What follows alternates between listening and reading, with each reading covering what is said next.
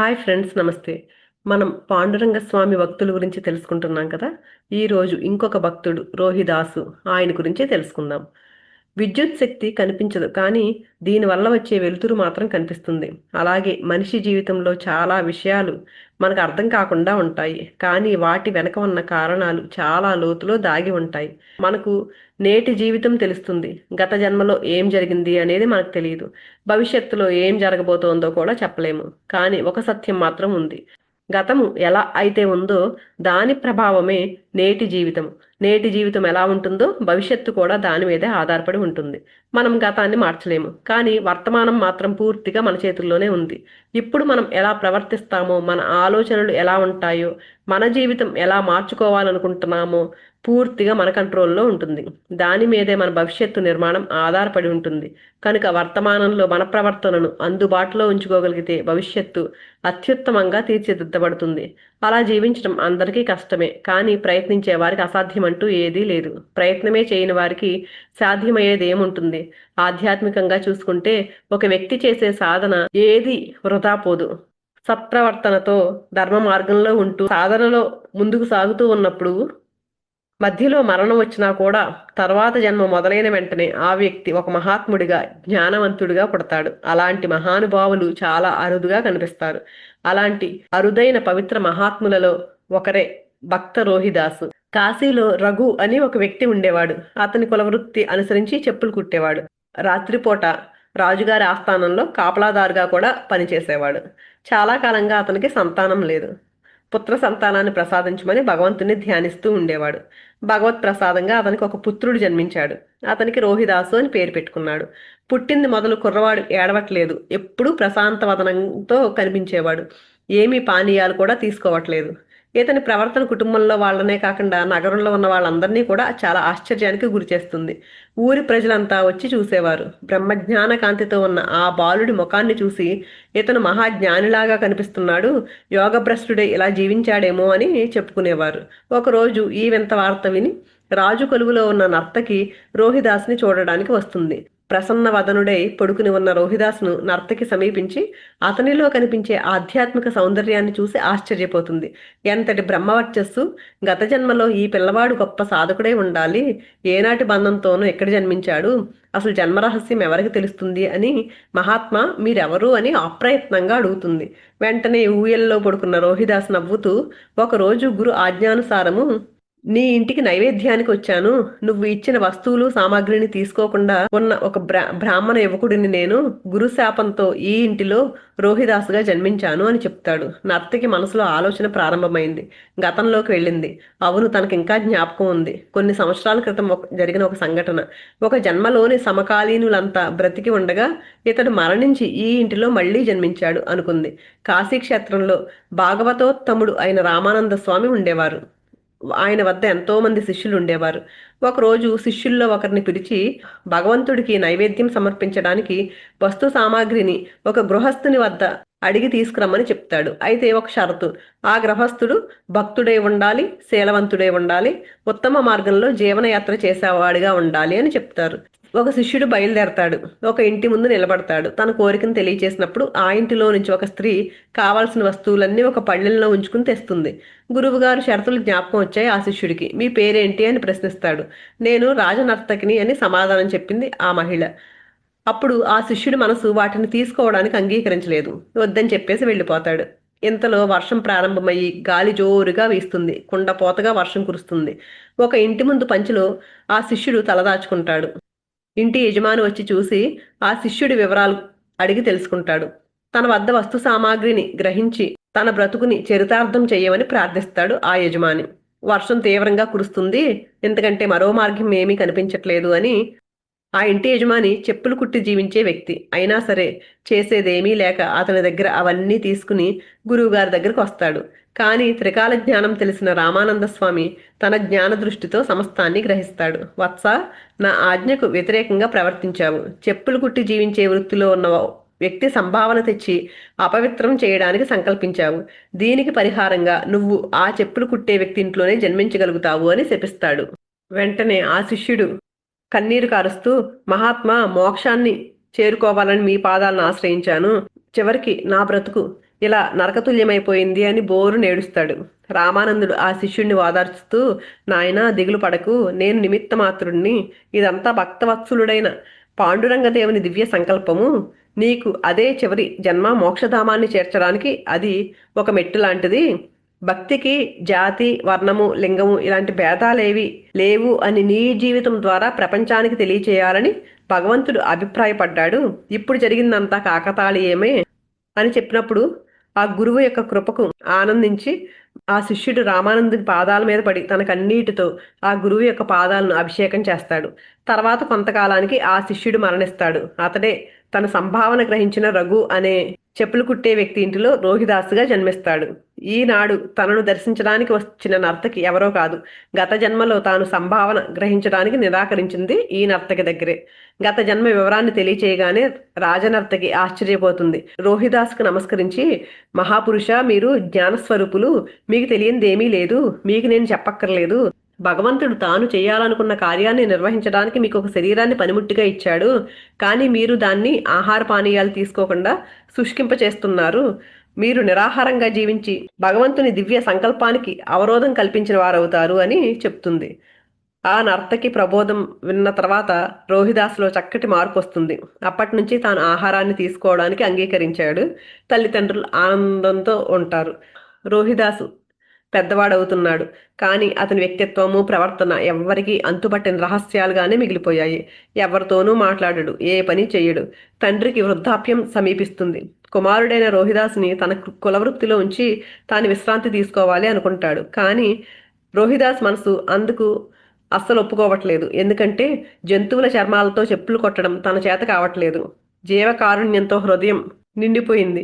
ఏ పని చేయకుండా నిరంతరము ఒంటరిగా ఉంటున్న ఆ రోహిదాసు ప్రవర్తన తండ్రిని ఆవేదనకు గురిచేస్తుంది. ఒకరోజు రామానంద స్వామి తన ఇంటి ముందు నడుస్తూ ఉంటాడు. రోహిదాసు తండ్రి రఘు చూసి వెంటనే వెళ్లి రామానంద స్వామి పాదాలపై పడి నమస్కరిస్తాడు. మహాత్మా, నాకు రోహిదాసు అని ఒక ఏకైక పుత్రుడున్నాడు. అతనికి యుక్త వయసు సమీపిస్తుంది. అయినా సరే ఉదాసీనంగా ఉంటూ ఏ పని చేయడానికి ఆసక్తి చూపించట్లేదు. కాలాన్నంతా వేస్ట్ చేసేస్తున్నాడు. మాకు అతనొక్కడే ఆధారము. తమ కరుణావీక్షణాలతో అతని మార్గం మళ్లించి అతను పని చేసేటట్లుగా అనుగ్రహించండి అని ప్రార్థిస్తాడు. రఘు ప్రార్థన విన్న రామానంద స్వామి మనసు ద్రవించి రఘు ఇంటివైపు నడుస్తాడు. రోహిదాసును చూస్తాడు. రోహిదాస్ ఎవరో కాదు, తన శిష్యుడే అని చూడగానే గ్రహిస్తాడు. వత్స, ఏం చేస్తున్నావు అని ప్రశ్నిస్తాడు. తన గురువైన రామానంద స్వామి ఇంకా జీవించే ఉన్నాడని రోహిదాసు హృదయం పొంగిపోయింది. గురుదేవ, రామనామామృతాన్ని గ్రోలుతున్నాను అని చెప్తాడు. మరి ఇక మీదట ఏమి చేయదలుచుకున్నావు అని ప్రశ్నించినప్పుడు, మీ ఆజ్ఞ కోసమే చూస్తున్నాను. మీరు ఎలా జీవించమంటే అలా జీవించడానికి సిద్ధంగా ఉన్నాను అంటాడు రోహిదాస్. రోహిదాస, నీ తల్లిదండ్రులు చేయమన్న పనిని నిస్సంకోచంగా చెయ్యి.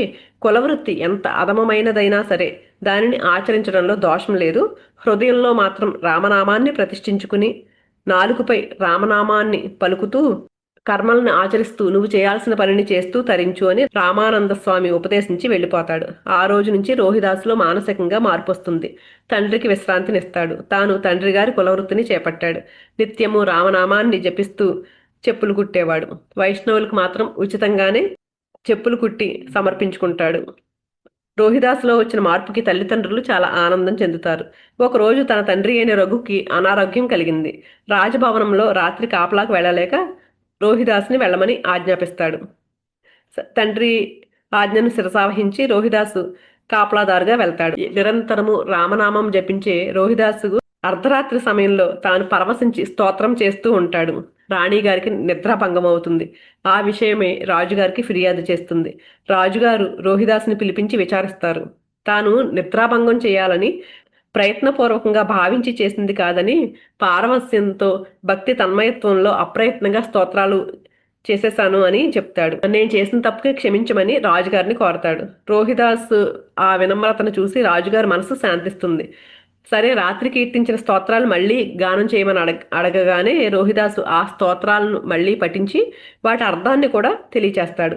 రోహిదాస్ ఆ ప్రజ్ఞ, ఆ విశేషాలకు రాజుగారికి సంతృప్తి కలుగుతుంది. చెప్పులు కుట్టే కులంలో జన్మించిన రోహిదాస్కి ఇలాంటి విజ్ఞానం ఎలా వచ్చింది అని రాజు చాలా ఆశ్చర్యపడతాడు. రోహిదాసా, నీలో ఇలాంటి జ్ఞానం ఎలా ఉదయించింది అని ప్రశ్నిస్తాడు. రోహిదాస్ నమస్కరిస్తూ, ప్రభు, నాకేమీ తెలియదు. నిరంతరము భగవన్నామ స్మరణ ఒక్కటే నాకు తెలుసు. నేను ఇంకేమీ తెలియదు. ఆ నామాన్ని ఉచ్చరించే కొలది ఆనందం పెరగడమే కాని తరగడం అంటూ ఏమీ ఉండదని చెప్తాడు. రోహిదాస్ భక్తికి మెచ్చి రాజుగారు సంభావనలిచ్చి సత్కరిస్తాడు.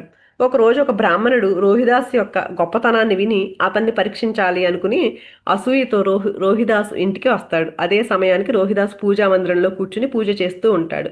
రోహిదాస్ పూజ చేసే విధానాన్ని ఇంటికి కిటికీలోంచి లోపలికి చూస్తూ ఉంటాడు.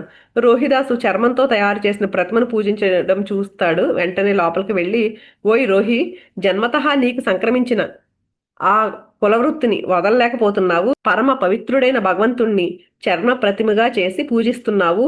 అపచారం ఇది, నువ్వు పాపం చేస్తున్నావు అంటాడు. అప్పుడు రోహిదాసు బ్రాహ్మణుడికి నమస్కరిస్తూ, విప్రోత్తమ, మీకు తెలియనిది అంటూ ఏమీ లేదు. చర్మం ఎలా నీచమైంది అవుతుంది? పూజ చేసేవాని మీద కప్పబడి ఉన్నది కూడా చర్మమే కదా. జింక చర్మాన్ని ఆసనంగా చేసుకుని జప ధ్యానాలు చేస్తున్నాం కదా. మరి భగవత్ సంకీర్తన చేయడానికి ఉపయోగించే మృదంగము కూడా చర్మంతో చేసిందే కదా. చర్మంతో చేసిన మృదంగాన్ని చర్మపు చేయి మ్రోగించగా చర్మపు చెవి వింటున్నది. అలాంటప్పుడు చర్మం ఎలా నీచమవుతుంది? భగవంతుని చర్మ ప్రతిమగా పూజించడం ఎలా పాపం అవుతుంది? పోని నేను చేసే పూజా విధానం శాస్త్ర సమ్మతం కాకపోతే మీరు చెప్పండి ఎలా చేయాలో, నేను ఆచరిస్తాను అని అడిగినప్పుడు బ్రాహ్మణుడు రోహిదాస్ మాటలకు చాలా కోపంతో, నీ వ్యర్థ ప్రసంగాలను ఆపు. చెప్పులు కుట్టుకునే వృత్తిలో ఉన్న నీకు ఉత్తమ కులస్థుడనైనా నేను పూజ నేర్పడమా? నీకు అసలు అర్హతే లేదు అని, ఉపనయన సంస్కారము లేని నీ జాతికి అలాంటి అవకాశం లేదు అని ఆ బ్రాహ్మణుడు రోహిదాస్ మీద మండిపడతాడు. అప్పుడు రోహిదాసు, ద్విజోత్తమ, జన్మతో అందరూ శూద్రులుగానే జన్మిస్తారు. కర్మచేత విప్రులు అవుతారు. కర్మభ్రష్టులైన విప్రులు శూద్రులు కారా? అలాంటప్పుడు అంతఃకరణ శుద్ధి కల శూద్రునికి బ్రాహ్మణత్వం ఎందుకు? మహాత్మా, ఇవన్నీ అవగాహన లేకుండా మనం ఏర్పరచుకున్న సంకుచిత భావాలు. భగవంతుడి దృష్టిలో అందరూ సమానమే. నాకు ఉపనయన సంస్కారం భగవంతుడే చేసి ఈ జన్మకు పంపించాడు అని నమ్రతతో చెప్తాడు రోహిదాసు. నువ్వు మాట్లాడే మాటలకు ఒక హద్దున్నట్టు కనిపించట్లేదు. అసత్యానికి మారుపేరులా కనిపిస్తున్నావు. నువ్వు ఉపనయనం జరుగుతుందని అబద్ధాలు చెప్తున్నావు. నిజంగా నీకు ఉపనయనం జరిగినట్లయితే యజ్ఞోపవేతం ఏది? మాకు కనిపించని విధంగా ఉందా?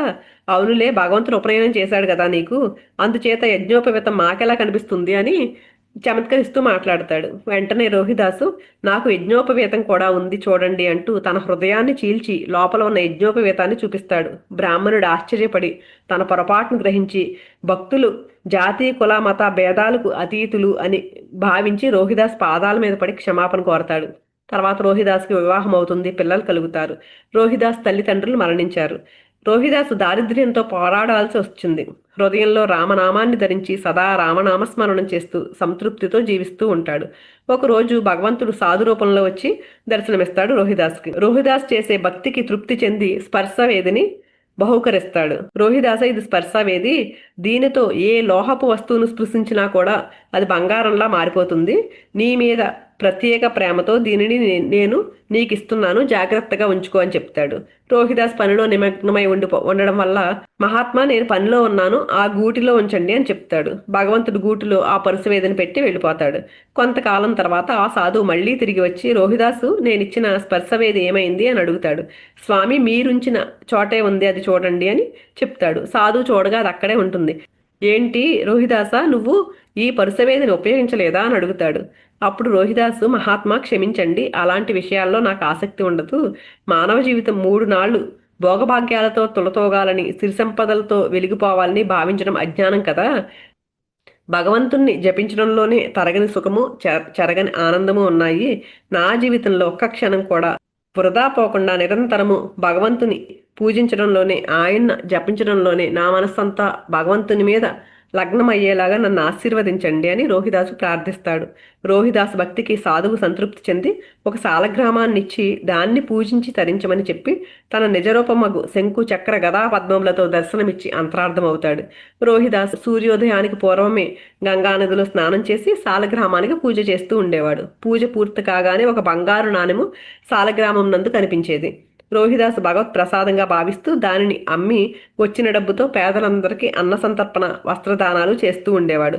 ఇలా ప్రతిరోజు నిత్య అన్నదానాలతో రోహిదాసు తన జన్మను సార్థకం చేసుకున్నాడు. రోహిదాస్ వద్ద ఒక సాలగ్రామం ఉందని, అది ప్రతినిత్యం ఒక బంగారు నాణాన్ని ఇస్తుందని, దానివల్ల అన్న వస్త్రదానాలన్నీ చేస్తున్నాడు, ప్రజలలో కీర్తి ప్రతిష్టలన్నీ సంపాదించుకుంటున్నాడు అని రాజుకు కొంతమంది చూడలేని అసూయపరులు తెలియచేస్తారు. రాజు వెంటనే రోహిదాసుని పిలిపిస్తాడు. తను పూజ చేసే ఆ శాలిగ్రామాన్ని రాజప్రసాదానికి చేర్చమని అడుగుతాడు.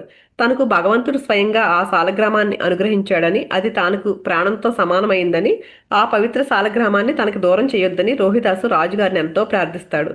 కానీ రాజు ఆగ్రహం చెంది బలవంతంగా ఆ రోహిదాసు ఇంటిలో ఉన్న శాలగ్రామాన్ని తీసుకురమ్మని ఆజ్ఞాపిస్తాడు భటుల్ని. వెంటనే భటులు రోహిదాసు గృహానికి వెళ్లి ఆ రోహిదాసు పూజామందిరంలో ఉన్న ఆ శాలగ్రామాన్ని తీసుకుని వస్తారు. రాజు తన పూజామందిరంలో ఉంచుకుంటాడు. రోహిదాసు బాధపడుతూ, రామా, శాలగ్రామాన్ని నాకు దూరం చేయగలరేమో కానీ నిన్ను నా హృదయం నుంచి దూరం చేయగలరా? అది ఎవరి తరమో కాదు అని అనుకుంటూ ఇల్లు చేరతాడు. తర్వాత రోజు రాజుగారు పూజామందిరానికి వెళ్తారు. అక్కడ శాలగ్రామం పెట్టిన చోట ఉండదు. రోహిదాసు తర్వాత రోజు పూజామందిరానికి వెళ్లి చూసేసరికి శాలగ్రామము యథాప్రకారము దర్శనమిస్తుంది. రాజు తన తప్పుని గుర్తించి రోహిదాసును క్షమాపణ కోరుతాడు. భగవంతునికి భక్తునికి అడ్డు నిలిచే వాళ్ళు ఎవరుంటారు? అందుచేతే హైందవ ఆలయాల్లో భక్తుడికి విశిష్ట స్థానం ఇవ్వబడింది. గర్భాలయంలో స్వామికి ఎదుట భక్తుని విగ్రహం ఉంటుంది. రామ విగ్రహం ఉన్న చోట ఎదురుగా ఆంజనేయ స్వామి, శివ సన్నిధిలో నందీశ్వరుడు, విష్ణు సన్నిధిలో గరుత్మంతుడు, విఘ్నేశ్వరాలయంలో మూషికము ఉంటారు. అంటే భగవంతుని నిరంతరము ఎవరైతే మోసుకుని తిరుగుతారో ఆ భక్తుల పవిత్రతకు చిహ్నంగా వారికి ఆ స్థానం కల్పించడం జరిగింది. ఆ కారణం చేతే భగవంతునికి భక్తునికి మధ్య నడవకూడదు అని చెప్తారు మనకి. దాని భావం ఏంటంటే భక్తుని దృష్టి సదా భగవంతుని పైనే ఉంటుంది. దానికి అడ్డు నిలవద్దు అని అర్థము. ఇది కేవలం దేవాలయంలోనే కాకుండా నిత్య జీవితంలో కూడా ఆచరించాలి. భక్తులను పరీక్షించడము, వాళ్ళని హేళనగా మాట్లాడడము, వారికి కష్టాలు కలిగించడము చేయడం కంటే పాపం ఇంకొకటి ఏదీ ఉండదు అని చెప్తున్నారు. భగవద్భక్తులు ప్రేమ స్వరూపులు, త్యాగ జీవులు, సేవాపరాయణత్వంతో జీవితం సాగించే ఆదర్శమూర్తులు. వారి దివ్య దృష్టిలో ప్రతి జీవి భగవంతుడే. ఏ వ్యక్తి బాధపడినా చూసి భరించలేరు. తోటి మానవుని సుఖ సంతోషాలను చూసి తృప్తిపడే భక్తుని అంతఃకరణ నిరంతరము సేవా దృక్పథంలోనే నడుస్తూ ఉంటుంది.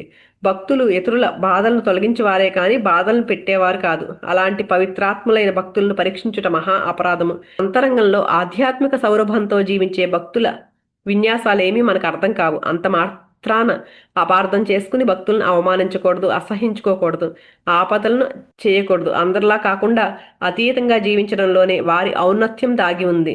భక్తుల సహచర్య భాగ్యం లభించిన మహద్భాగ్యమని, భగవత్ ప్రసాదమని భావించి జీవించి చరించే జీవులు తప్పక తరించగలరు. పరమ భాగవతోత్తముడైన రోహిదాసు తన శేష జీవితమును నిత్య సమారాధనలో నిరంతర జప సంకీర్తనాదులతో చరితార్థం చేసుకుని తన ఆదర్శనీయ జీవితం ద్వారా అనుకరింపదగిన అద్భుత చరితాత్ముడుగా భక్తుల హృదయాలలో స్థిరంగా నిలిచిపోయారు. తన జీవితమంతా భగవత ఆరాధనతో గడిపి అంతిమ సమయంలో భగవన్నామాన్ని గానం చేయుచు అనంత చైతన్యంలో లీనమైపోయారు. రోహిదాస్ ఎప్పుడు ఆ పరమాత్మతో అనుసంధానంలో ఉన్నాడు. అలాగే మనం కూడా మన మనస్సు శుద్ధి అయినప్పుడు, మన కర్మలు నిస్వార్థంగా మారినప్పుడు మనలో ఉన్న ఆ పరమాత్మే స్వయంగా మనలో నుంచే మనకి మార్గాన్ని చూపుతాడు. ధ్యానం ద్వారా మన మనస్సు సిద్ధమవుతుంది, స్థిరపడుతుంది, పరమాత్మను అనుభవించగల స్థితికి చేరుతుంది. ఆ ధ్యానమే రోహిదాసుని అంతరంగాన్ని పవిత్రం చేసి పరమాత్మ ప్రత్యక్షమయ్యే స్థితిలో నిలిచింది. మనం కూడా ప్రతిరోజు ధ్యానం చేస్తూ మనలో ఉన్న ఆ పరమాత్మకు చేరువవుదాం ఫ్రెండ్స్. Thank you.